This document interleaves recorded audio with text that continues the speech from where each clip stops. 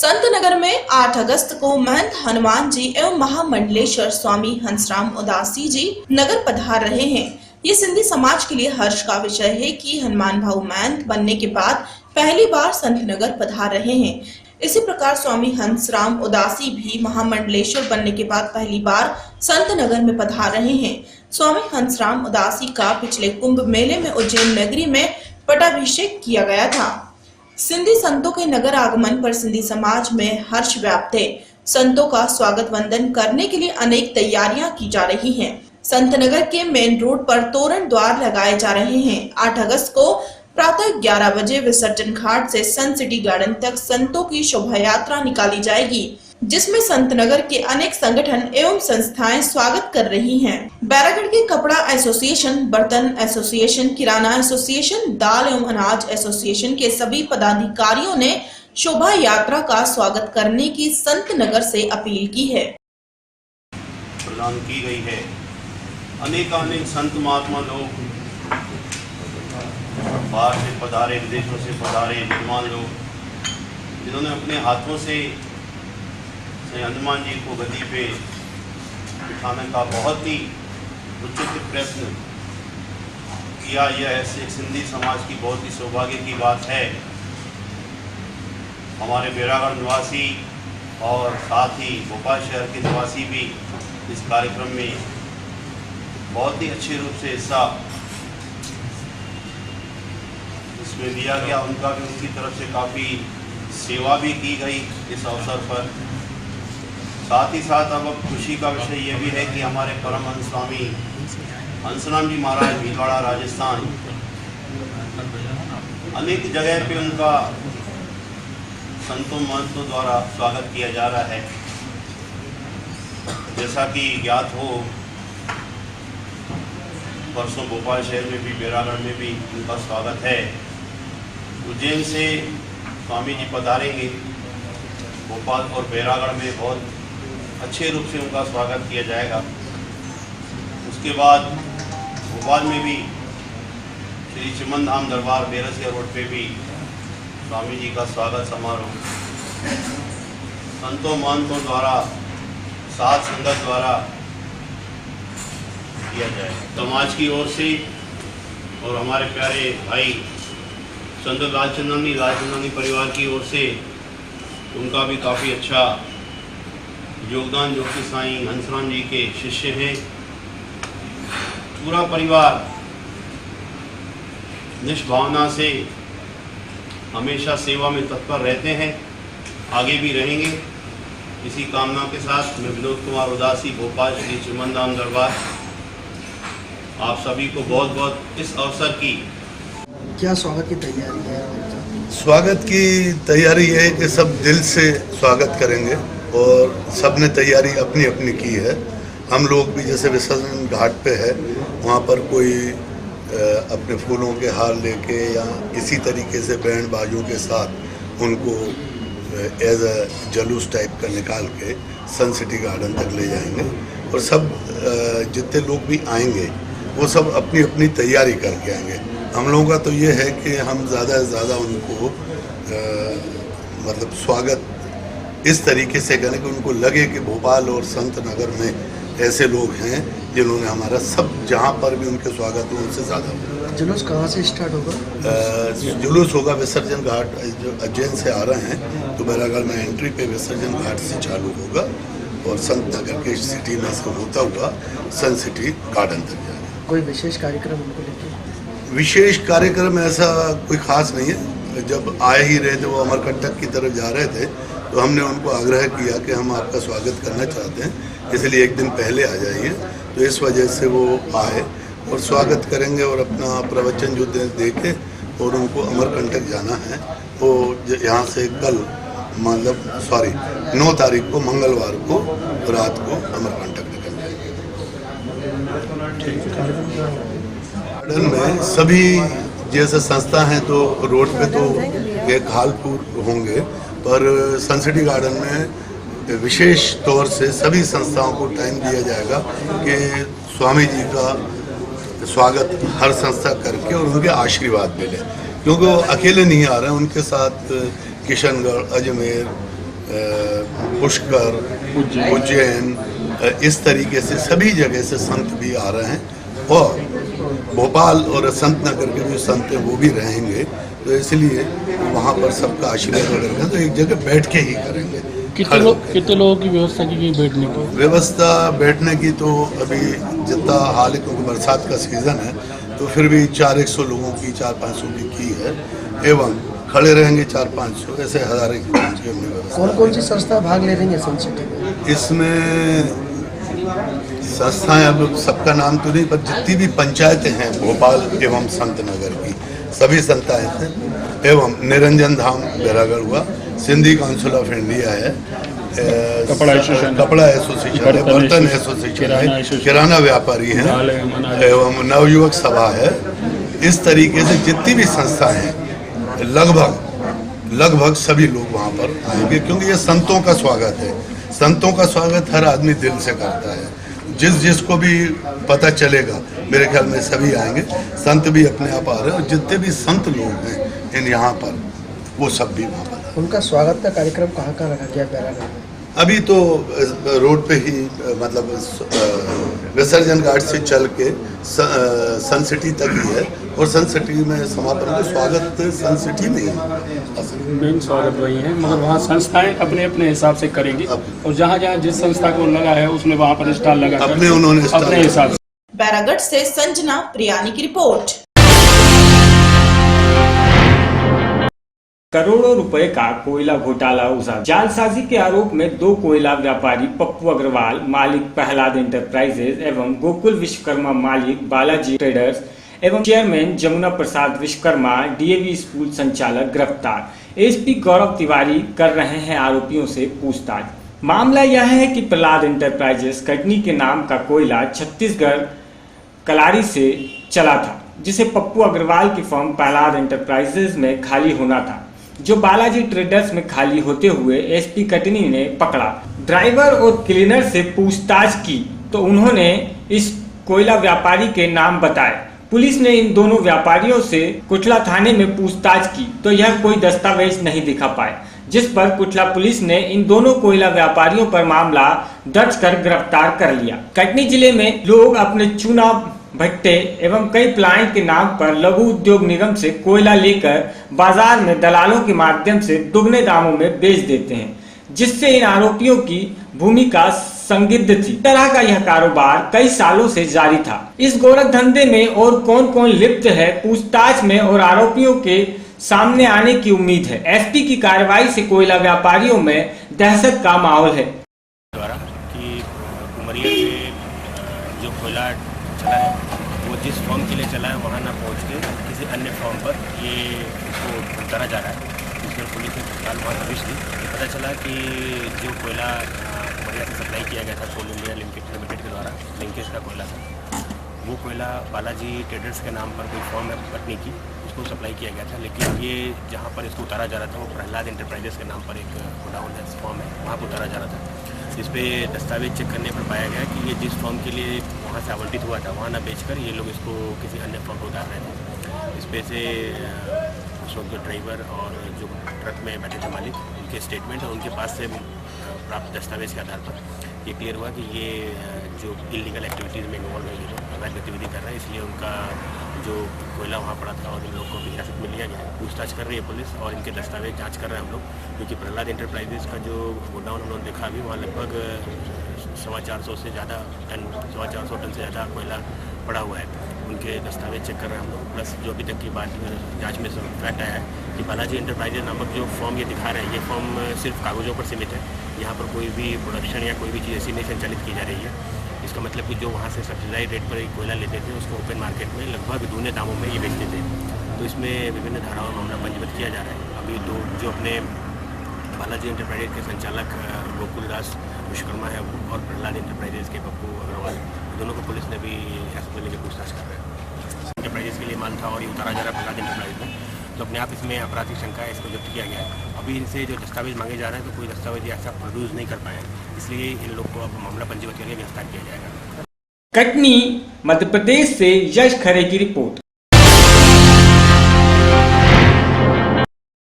माधवनगर थाना क्षेत्र के लखपत तेली ढाबे पर पुलिस कार्रवाई के बाद से फरार शराब कारोबारियों को कटनी पुलिस ने घेराबंदी कर शुक्रवार रात को धर दबोचा। पुलिस को उसे पकड़ने में काफी मशक्कत करनी पड़ी। आरोपी शराब ठेकेदार पर मामला दर्ज कर लिया गया है। वहीं आरोपी की शिकायत पर लोकायुक्त द्वारा अजाक डीएसपी को रंगे हाथों पकड़ाए जाने के मामले में भी जांच की जा रही है। प्राप्त जानकारी के अनुसार अनिल तिवारी पिपरोद कटनी स्थित देशी शराब की दुकान का ठेकेदार है। कुछ महीने पहले माधवनगर पुलिस लखपत तेली में कश्यप ढाबे पर अवैध शराब होने की सूचना पर कार्रवाई की गई थी, जहां से अनिल तिवारी की दुकान से शराब आना पाई गई थी। इसी दौरान अनिल तिवारी को सूचना मिल गई और वह मौके से फरार हो गया। पुलिस ने खोजने का प्रयास किया लेकिन नाकाम रही। खबर मिली कि अनिल तिवारी माधवनगर आया हुआ है, तब पुलिस के आला अधिकारियों ने योजनाबद्ध तरीके से उसे पकड़ने की तैयारी की। आधी रात को मुखबिर के बताए स्थान पर घेराबंदी करते हुए पुलिस ने अनिल तिवारी पूर्व कांग्रेस मध्य प्रदेश सचिव को धर दबोचा। दोबारा कुछ कार्रवाई, क्या कार्रवाई हुई इस बार? अभी आज मुखबिर की सूचना प्राप्त हुई थी कि जो पिपरोद शराब दुकान के ठेकेदार अनिल तिवारी वो अपने घर पे हैं, जहाँ घेराबंदी करके उनको पकड़ा गया है। पूछताछ की जा रही है, इसके बाद गिरफ्तारी की जाएगी। और उनका जो लाइसेंस है वो देसी शराब दुकान का है, अंग्रेजी शराब का नहीं है। अंग्रेजी शराब कहाँ से प्राप्त करते थे, किस स्रोत के बारे में भी पूछताछ की जा रही है। और उनके द्वारा इस तरह से अवैध रूप से अंग्रेजी शराब प्राप्त करने सप्लाई की गई है, जिससे शासन को अनुचित हानि हुई है, अनुचित लाभ कमा रहे थे। और ऐसे दुस्साहसिक कृत्य के लिए उन्होंने लोगों को प्रेरित किया है। प्रकरण में धारा 420 सेक्शन IPC की बढ़ाई जा रही है। आगे वैधानिक कार्रवाई की जाएगी। मध्य प्रदेश कटनी से यश खरे की रिपोर्ट। नगर निगम सीमा से कुटला थाना से चंद कदमों की दूरी पर शहर के ट्रांसपोर्ट संचालकों को व्यवस्थित करने के लिए ट्रांसपोर्ट नगर बनाया गया, पर ट्रांसपोर्ट तो नहीं बसे, अलबत्ता वहां डामर मिक्सर प्लांट जरूर खड़ा हो गया है। मामला यह है कि नगर निगम के स्वामित्व की करोड़ों रुपए की जमीन पर 6 वर्षों से अवैध रूप से डामर मिक्सर प्लांट संचालित हो रहा है।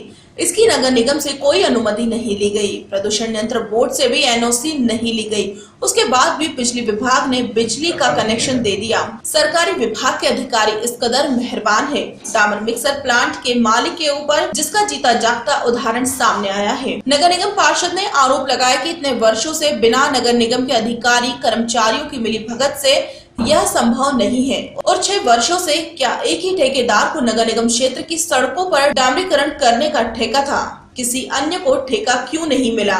यह सब अनसुलझे जवाब हैं। जब महापौर शशांक श्रीवास्तव से बात की गई तो उन्होंने बोला कि मेरे संज्ञान में पहले भी बात आई थी पर कोई कार्रवाई नहीं की। इससे अंदाजा लगाया जा सकता है कि नगर निगम के अधिकारियों की मिलीभगत में डामर मिक्सर फैक्ट्री चल रही है और शासन को चूना लगाया जा रहा है। देखिए, ऐसा है कि ट्रांसपोर्ट नगर निगम कटनी की संपत्ति है। वहाँ पर सड़क और नाली का और सबका विकास हुआ है और ट्रांसपोर्ट नगर में प्लाटों के आवंटन की प्रक्रिया प्रारंभ हो चुकी है और उस पर राज्य शासन से और ट्रांसपोर्टर से बातचीत करके उसका सर्वमान्य हल निकालने का प्रयास कर रहे हैं सारे जनप्रतिनिधि। उस आधार पर वहाँ पर ट्रांसपोर्ट नगर जाना है। लगभग 400 ट्रांसपोर्टर की सूची आई है, लेकिन आपने जो हमारे संज्ञान में भी बात लाई है कि वहाँ पर कोई डामर का कोई प्लांट चल रहा है, बिटुमेन का प्लांट चल रहा है। तो जहाँ तक इसका सवाल है, एक तो जब हमारी बैठक सितंबर 2015 में जब विकास नरवाल साहब कलेक्टर थे, उस समय भी ट्रांसपोर्टर के साथ बैठक हुई थी।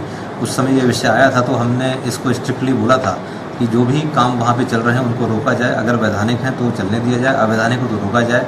साथ ही उन सड़कों पर बड़े बड़े डंपर और ट्रक जो चल रहे हैं उससे सड़क भी खराब हो रही है तो उसके ऊपर वसूली की कार्रवाई की जाए। लेकिन अभी तक इन्होंने, जैसे मेरी जानकारी में आया है कि अभी तक कोई कार्रवाई नहीं की है, तो हमारा आगे योजना ये रहेगी उनके ऊपर ठोस कार्रवाई की जाए। लेकिन जो प्लांट ऐसे हैं जो नगर निगम के कार्य के लिए लगे हुए हैं, चाहे वो सड़क निर्माण का हो, बिटुमेन के डामलीकरण के जो प्लांट हैं जो शहर में डामलीकरण हो रहा है, अगर उसको ठेकेदार को टेम्परेरी लगाने के लिए दिए गए तो अस्थायी व्यवस्था है, उसको स्थायी नहीं करने दिया जाएगा। जैसे ही यहाँ पर डामर के काम पूरे हो जाएंगे तो उनको वहाँ से तत्काल हटवाया जाएगा, क्योंकि ये सुविधा की दृष्टि से उन्होंने जगह का उपयोग भले किया हो, लेकिन भविष्य में उतना ही उपयोग कर पाएंगे जितना वो विधि सम्मत होगा और उस आधार पर हम कार्रवाई भी करेंगे। अगर कोई अवैध रूप से यहाँ चलाएगा तो हम उसके ऊपर निश्चित कार्रवाई करेंगे। भैया जैसे कटनी नगर निगम के ही वो डामर सप्लाई कर सकते हैं, लेकिन हमारी वहाँ के कुछ लोगों से बात हुई, वो डामर बाहर भी भेज सप्लाई करते हैं। ऐसा है कि हमने तो मूलतः उनको कटनी नगर निगम से संबंधित काम के लिए जगह उपलब्ध कराई थी। उन्होंने अगर कहीं भेजा है तो उसकी हम जांच कराएंगे और उसको हम रोकेंगे, क्योंकि ये प्लांट जो लगा हुआ है वो कटनी नगर निगम के शहर के विकास के लिए, डामरीकरण के लिए एक सुविधा प्रदान की गई है। क्योंकि जो भी काम करता है उसको कहीं ना कहीं डामर को प्रोसेस करके उसको बिछाने लायक बनाना होता है, तो कहीं ना कहीं प्लांट तो लगाएगा वो, और शहर की सीमा के अंदर ही लगाएगा, क्योंकि नगर निगम की सीमा के अंतर्गत वो है। और भविष्य में अगर कोई इस तरह की दुरुपयोग की शिकायत आती है, जैसा कि आपने ध्यान में लाया है, तो हम निश्चित रूप से उसकी जांच करवाएंगे, उस पर कार्रवाई करेंगे। अमल प्लांट विगत 6 वर्षों से चल रहा है, अवैध है। नगर निगम टेंडर करती है, किसी को जगह नहीं देती। यहाँ के अधिकारी, कर्मचारी और जो भी उनके ऊपर के हैं सब उसमें अलग से पैसा लेते हैं। नगर निगम कोई भी जगह नहीं देती, सिर्फ नगर निगम टेंडर करती है। इसमें दलाली खा रहे हैं पूरे लोग, व्यापक इसमें भ्रष्टाचार है और ऐसे कई मामले हैं कई जिसमें जांच होती रहती है, मगर होता कहाँ। मध्य प्रदेश कटनी से यश खरे की रिपोर्ट। लगातार होती सड़क दुर्घटना में एक बड़ा कारण सड़कों पर बैठे और विचरण करने वाले पशुओं का बना हुआ है। जबलपुर से लेकर दमोह और सागर के मध्य आपको यह लगातार मिल जाएंगे, जिसके चलते वाहन चालकों को एक बड़ी समस्या का सामना करना पड़ता है। तो वहीं अनेक दुर्घटना होने से लोगों के प्राणों पर भी संकट आ पड़ता है। आसपास के ग्रामीणों के पशु हैं, जिसका दूध दोहने के पश्चात उनको वह आवारा पशुओं के रूप में छोड़ देते हैं। इन सड़कों पर पशुओं की उपस्थिति से अंदाजा लगाया जा सकता है कि काल के रूप में ये पशु किस प्रकार किसी बड़ी दुर्घटना को निमंत्रण दे रहे हैं। दमोह से डॉक्टर LN वैष्णव की रिपोर्ट। अब गुंडों और रसूखदारों की हो चुकी है यूपी पुलिस। आम जनता के साथ न्याय करने के बजाय रसूखदारों का ही पक्ष लेती है और आम जनता थाने के चक्कर लगाती रहती है। फिर भी पुलिस कुछ भी सुनने को तैयार नहीं होती। आज हम आपको एक ऐसा ही मामला दिखा रहे हैं, जहां पुलिस 5 महीने से एक छेड़खानी पीड़ित का मुकदमा महज इसलिए नहीं लिख रही कि आरोपी रसूखदार है। जी हां, पूरा मामला मार्च 2016 का है और मऊ जिले के शहर कोतवाली थाना क्षेत्र के मलिक ताहिपुरा मोहल्ले का है, जहां एक मकान मालिक शमीम ने अपना घर किराए पर आशा नाम की महिला को दिया था। आशा की बेटी को देखकर मकान मालिक की नीयत खराब हो गई और जब घर के अंदर कोई नहीं था तो किराएदार की बेटी के साथ छेड़खानी करने लगा। किसी तरह युवती मकान मालिक के चुंगल से बच गई और सीधे कोतवाली में पहुंची। जैसे ही युवती ने अपनी पीड़ा बताई तो पुलिस ने उसे भगा दिया। मार्च से अब तक छेड़खानी का मुकदमा दर्ज नहीं किया। हालांकि डीजीपी ने मुकदमा दर्ज करने का निर्देश दिया था, बावजूद इसके कोतवाली ने मुकदमा दर्ज नहीं किया। ऐसे में आज फिर दरवाजा बंद करने को लेकर युवती और उसके परिवार पर मकान मालिक सहित दर्जनों लोगों ने हमला बोल दिया, साथ ही कपड़े फाड़कर जमकर पिटाई की। इस घटना के बाद पीड़ित थाने में पहुंची, दबंगों के खिलाफ तहरीर दी, कार्रवाई की मांग भी की। तो ये मऊ पुलिस जो अपने आला कमान के निर्देश को ताक पर रख रसूखदारों का साथ दे रही है, आखिर कब सुधरेगी। इस मामले में पीड़िता ने बताया कि हमारी बेटी के साथ मार्च में मकान मालिक शमीम ने छेड़खानी की थी, तब हमने पुलिस को सूचना देकर न्याय की मांग की थी। आज हमने अपने घर का दरवाजा बंद कर दिया था। इसके बाद मकान मालिक सहित दर्जन भर लोगों ने कपड़े फाड़ कर हमें पीटा। पूरे मोहल्ले वालों ने देखा, लेकिन कोई भी बचाने की कोशिश करने नहीं आया। इस मामले को लेकर हम कोतवाली में आए हैं और यहाँ पर फिर सुनवाई नहीं हो रही है। छेड़खानी में पुलिस ने 5 महीने के बाद भी मुकदमा दर्ज नहीं किया और सिर्फ रसूखदार शमीम का ही साथ दे रही है। हम न्याय के लिए दर दर भटक रहे हैं। मकान मालिक बहुत बुरी तरीका से हम लोग 3 लड़की है, हमको बहुत बुरा तरीका से पूरा रिश्तेदार बितोड़ के बहुत मारा है। कपड़ा उपड़ा एकदम निकाल के बहुत बुरी तरीका से मारा है। वो लड़की के 5 महीने से कुछ झगड़ा है चल रहा है छेड़खानी के बारे में। हमने नहीं रहने पर वो सब छेड़खानी की है लड़की के साथ, वही झगड़ा लेकर और आज एक बाइक बहुत बुरी तरीका से मारे। हम तो हम तो यही कोतवाली में आए हैं, अब कुछ सुनवाई नहीं हो रही है। मारने में तो बहुत आदमी, कितने आदमी बताओ, कोई गगन पकड़ा है, कोई सर झुका के दीवार में मुड़ी पड़ा है, बहन की लड़की, उनकी बीवी, समीम की लड़की, समीम को उनकी औरत की भाई भतीजा सबसे मगर अपना आदमी के नाम नहीं जाना। बहुत बुरी तरीके से कपड़ा वपड़ा फाड़ के एकदम निकाल के मारे, पूरी मोहल्ले का आदमी सब तमाशा देखो तो क्यों बोलता नहीं, कितने बड़े पैसे वाला है, क्यों बोलबे नहीं करियो, कह रहा है कि मेरे पास पैसा बहुत है, कुछ होगा नहीं, तुम लोग क्या करेगी।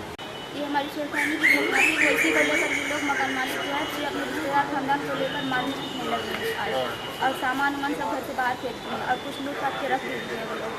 मेरी माँ को मारे, मुझे मारे, मेरी 2 बहन है, उन दोनों को बहुत बुरी तरह से। हाँ, कपड़ा पूरा फाड़ फाड़ के मारे वो लोग। मार्च में हुआ था। तो मुकदमा दर्ज कराया था तुमने? नहीं। क्यों, क्या हुआ? कराने के लिए दौड़े लेकिन कोई नहीं कर रहा है, कहीं से सुनवाई नहीं।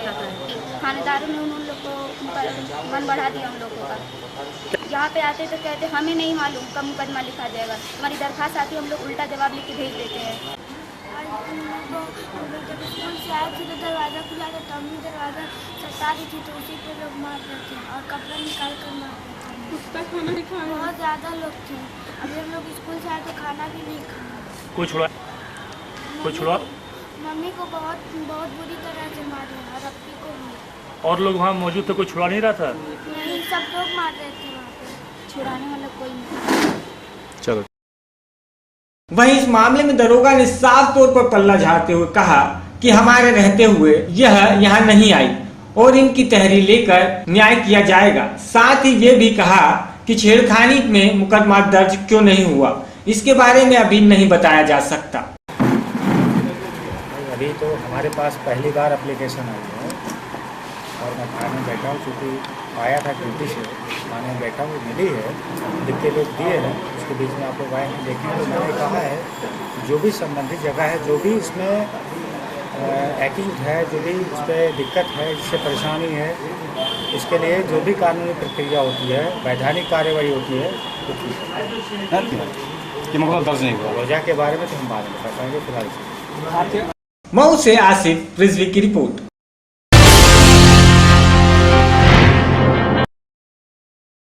थाना कोतवाली क्षेत्र में मड़ैया घाट पर पुल से छलांग लगाकर स्नान कर रहे 3 युवक तमसा की लहर में समा गए।